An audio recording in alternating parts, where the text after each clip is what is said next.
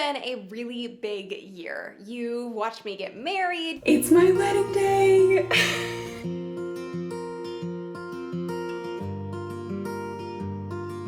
You watched me pass the 8-figure milestone in my business. I'm gonna get into the nitty-gritty of how I've passed this massive milestone in my business.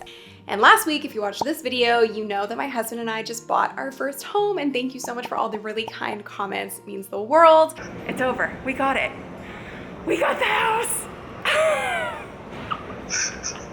And I have to be honest, the law of attraction plays a big role in how I've achieved what I wanted to in my life, my business, and my relationships. So I wanted to create a video on what I do and the 6 exercises that I practice to manifest what I want. And also the one exercise I stopped doing because I found that it was blocking me from really achieving the things that I wanted. So if you're into this, let me know with a like and be sure to subscribe. It's free to do so. You can always change your mind later and hit that bell to be notified every single time I post a new video.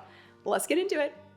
If you're new to the law of attraction, I made a whole video explaining what it is, but basically in essence, it means that whatever we focus on, we attract into our lives. And so if you focus on negativity and scarcity and lack, you're gonna just breed more of that. If you focus on abundance and positivity, then you're going to breed more of that.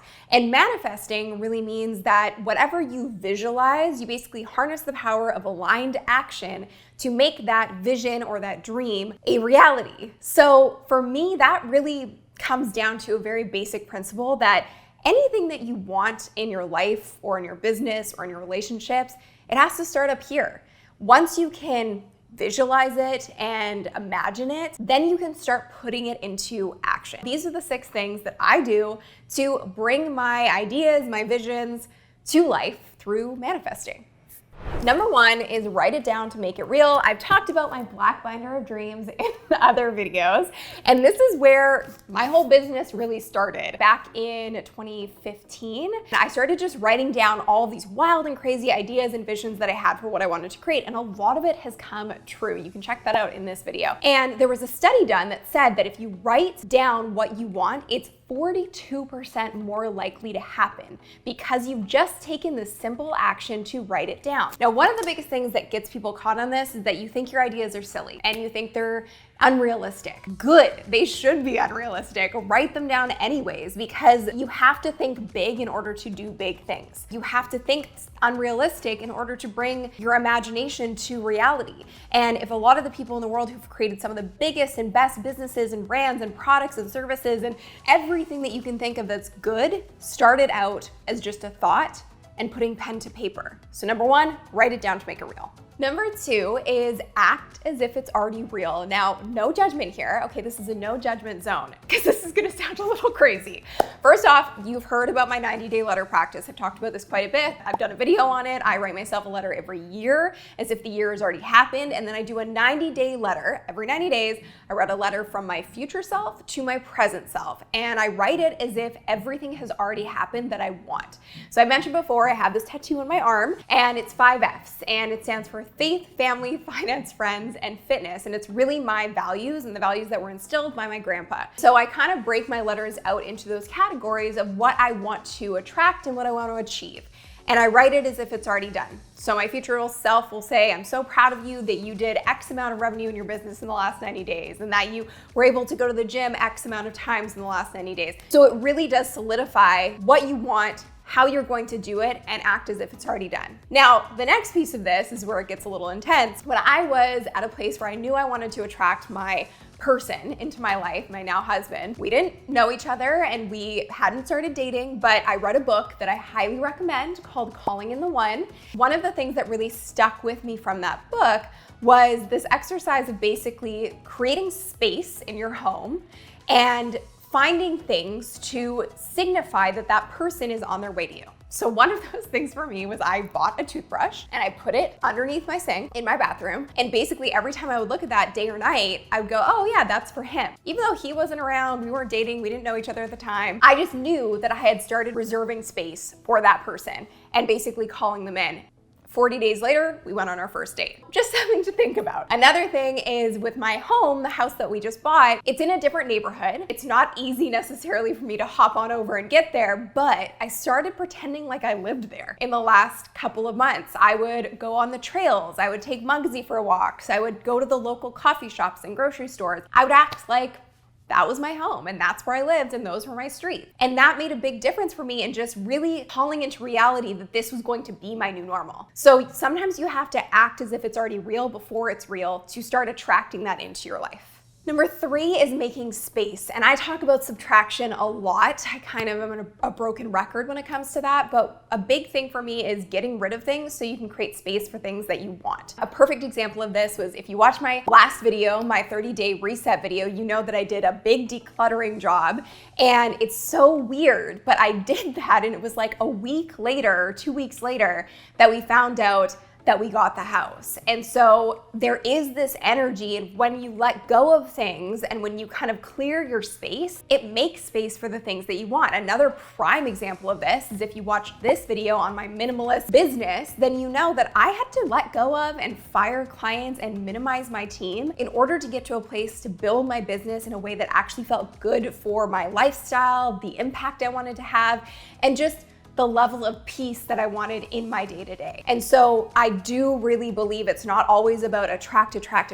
You have to let things go and make the space in order to actually get those things into your life and have room for them. Number 4 is set the vision, but be willing to adjust. So something that my little A-type personality loves to do is control the outcome. And I have really had to work on not doing that and being flexible in how I get to where I want to get to, and also understanding that sometimes things aren't going to work out the exact way that I envision them. They're going to work out better. So one thing was I had this piece of paper on my bedroom wall, and my husband and I would look at it every day, kind of forced him into it. It basically describes exactly what I wanted in a home, and it was super detailed. But the more important piece of this was that I actually put down how I want to feel. And the home that we got is different than what I had written down in terms of characteristics and qualities, but feel-wise, when I walked in this home, I knew it was home. And so if I had stuck so rigidly to what I had described, I never would have gone for this house, but I knew feeling-wise how I wanted to feel. So sometimes you have to go based off of your feel and your emotion and how you want to really show up on a day-to-day basis and the emotions that you want to have in your body on a day-to-day basis. And that is more of a guide than the external stuff.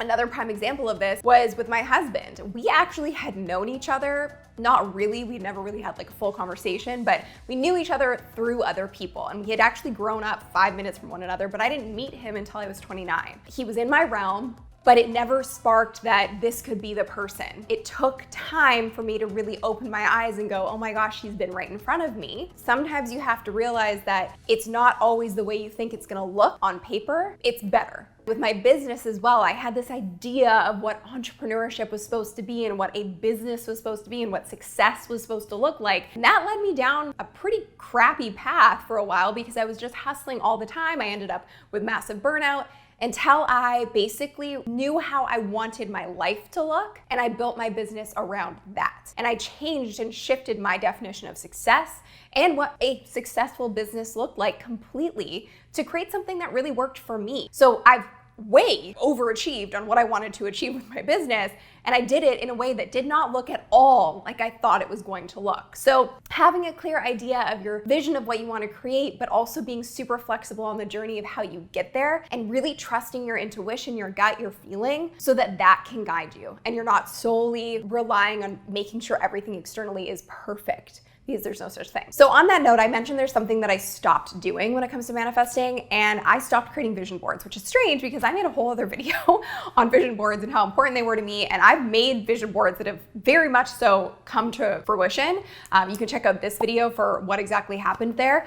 And I like the idea of a vision board, but oftentimes it can keep you really stuck and also just sort of limit you, and you might miss opportunities because it's not on this vision board you created. But like I said, if you open yourself up to being more flexible, but you kind of know what you want, then the right things are going to come your way regardless of if it's on a piece of paper or set out visually for you. So that's really important to understand. That's not something I do anymore because I know that I could be missing out on things that are even bigger and better than what I have laid out. The 5th thing that I wanted to say is keeping your vibration high. I kind of have mentioned this a few times. The emotions, the feelings, those are really important. For me, a big factor of how I manifest what I want is I'm very, very conscious, and I've had many people ask me, why don't you follow that many people on Instagram? Or why aren't you watching more creators? And why aren't you on TikTok? The reason for me is that I'm very conscious of what I consume because I like keeping my vibe high. I like to feel good and happy, and consuming too much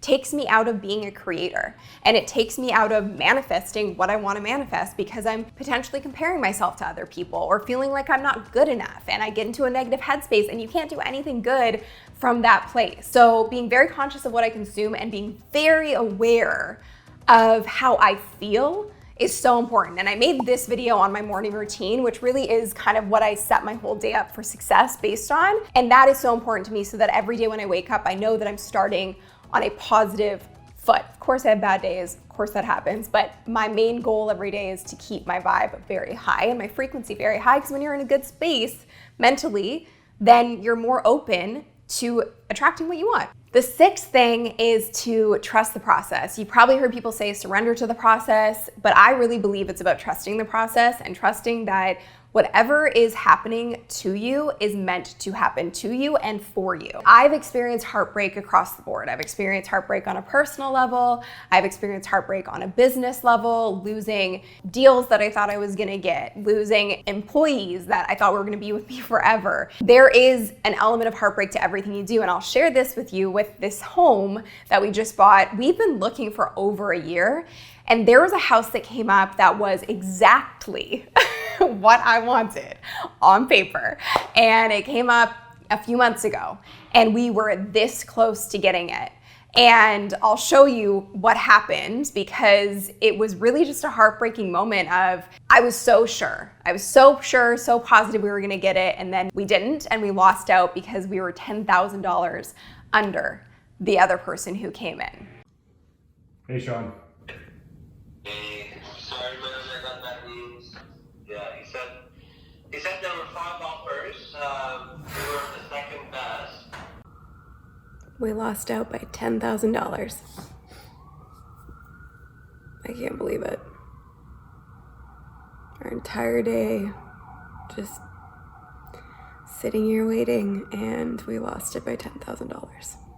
I know everything happens for a reason, but I'm just so frustrated.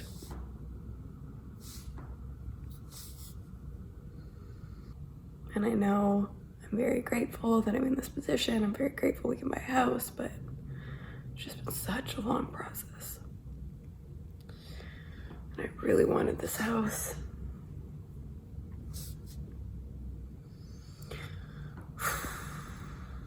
On to the next.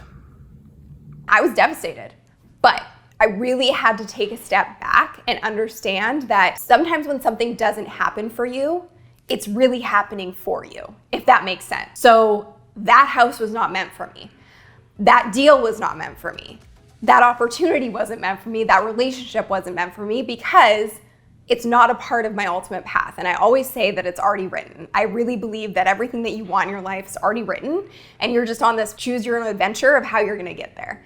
So trusting that there is a bigger plan for you and sort of letting go of the control factor has been huge for me, especially as someone who definitely has some perfectionist tendencies and some control freak tendencies. It allows me to sort of relax and go back to what I was just talking about, which is staying in a high vibration, staying optimistic and staying positive, even when things don't work out. Because there's now so many times in my life where things haven't worked out, where I was crushed in the moment, and then ultimately it worked out for the greater good. So it's always happening for you, even if it doesn't happen for you. All of this to say, these are the 6 things that really allow me to attract what I want in my life and embrace the failure, embrace the, rejection, embrace the things that don't happen, because I know that ultimately it's all working out for a bigger reason. But all that to say is that it's one thing to manifest, it's one thing to visualize, it's one thing to set the intention to act as if it's already real, but if there isn't aligned action to back it up, it's not gonna happen. So you really have to think about what do you want and work backwards from there, and every decision that you make along the way needs to be aligned with that outcome and that vision you want to create for yourself. So if this resonated for you, if you appreciated this, give this a like, be sure to subscribe, hit the bell to be notified every single time I post a new video. Comment below with your biggest takeaway, and just know that everything that you want and desire is on its way to you. You just have to believe it as reality. Now, are you with me?